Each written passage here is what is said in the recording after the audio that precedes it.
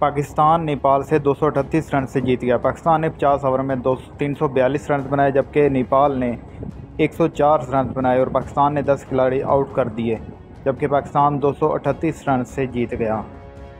Asia cup के इफ्तिताही match में Pakistan runs का पहाड़ खड़ा करने में कामयाब। कप्तान बाबर आजम और इफ्तिखार अहमद की शानदार सेंचुरियां। पाकिस्तान ने नेपाल को कामयाबी के लिए 343 रन का हदफ दिया। एशिया कप के इफ्तिताही मैच में पाकिस्तान ने नेपाल को जीत के लिए 343 रन का हदफ दिया। मुल्तान में खेले जाने वाले टूर्नामेंट के इफ्तिताही मैच में कौमी टीम के कप्तान बाबर आजम ने टॉस जीतकर पहले बैटिंग का फैसला किया। ओपनर फ़खर जमान एक मरतबा फिर कोई खातिर ख्वाह रन बनाने में नाकाम रहे और महज 14 रन बनाकर आउट हो गए। इमामुल हक 5 ही रन बना पाए और रन आउट हो गए। मोहम्मद रिजवान 44 रन बनाकर आउट हुए। बाबर आजम ने एशिया कप के पहले मैच में निस्फ सेंचुरी मुकम्मल की, लेकिन आगा सलमान 5 रन बनाकर आउट हुए। बाबर आजम और इफ्तिखार अहमद बेहतरीन शराकत कायम करते हुए पाकिस्तान के स्कोर आगे बढ़ाया और इस दौरान कप्तान ने अपनी एक रोज़ा कैरियर की 19वीं सेंचुरी मुकम्मल की।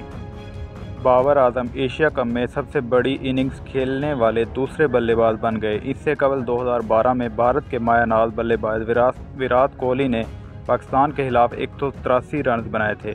कौमी टीम के कप्तान ने वनडे कैरियर में दूसरी मरतबा 150 रन का संग मेल अबूर किया और एशिया कप में पाकिस्तान सबके लिए सबसे बड़ी इनफरादी इनिंग्स खेलने का एजाज़ हासिल किया। टॉस जीतने के बाद कप्तान बाबर आजम का कहना था कि मैच बैटिंग के लिए साजगार है, कोशिश होगी कि हरीफ टीम के बड़ा स्कोर बनाएं।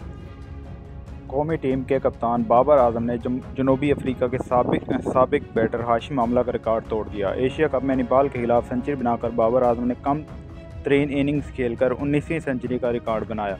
28 साल बाबर आजम ने कैरियर के 102वीं इनिंग्स में अपनी 19वीं सेंचुरी स्कोर की। इससे कबल ये एजाज़ जनूबी अफ्रीका के माया नाज बल्लेबाज हाशिम आमला के पास था, जिन्होंने 19वीं सेंचुरी 104 इनिंग्स खेलकर बनाई थी।